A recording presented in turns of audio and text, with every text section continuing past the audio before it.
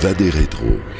Le chat noir. Va des rétro. De tous les animaux, le chat est celui qui laisse le moins indifférent.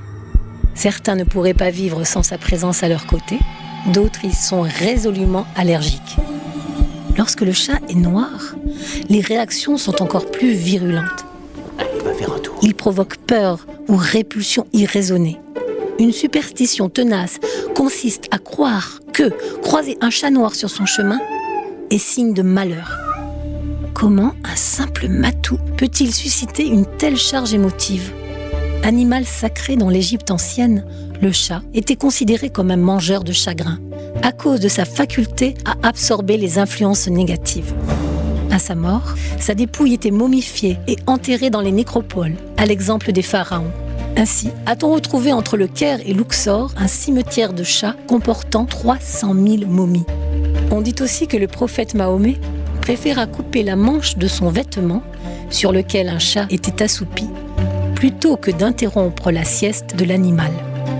C'est dans l'Occident médiéval que le chat se transforme en animal diabolique.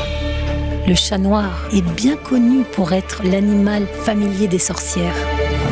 On disait aussi que dans la queue du chat se logeait un cheveu de Satan. Lorsqu'ils souhaitaient conclure un pacte avec le diable, les sorciers se plaçaient à un carrefour la nuit venue.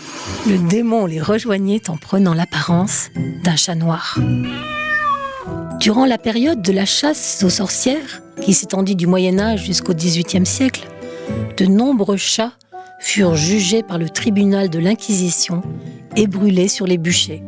Ainsi, à Metz, à la Saint-Jean, on avait la détestable coutume, abolie en 1765, d'enfermer des chats dans une cage attachée à une branche d'arbre que l'on promenait au-dessus du feu pour rôtir les innocents matous suspectés d'avoir fait allégeance aux démons.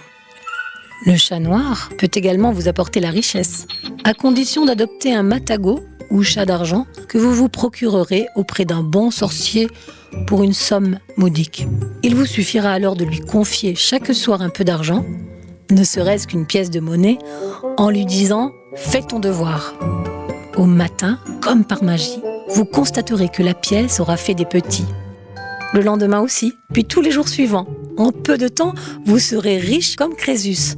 Mais attention, vous devrez impérativement revendre votre chat avant votre mort. Sinon, vous irez tout droit en enfer. Ceci dit, sachez que les authentiques chats noirs sont très rares.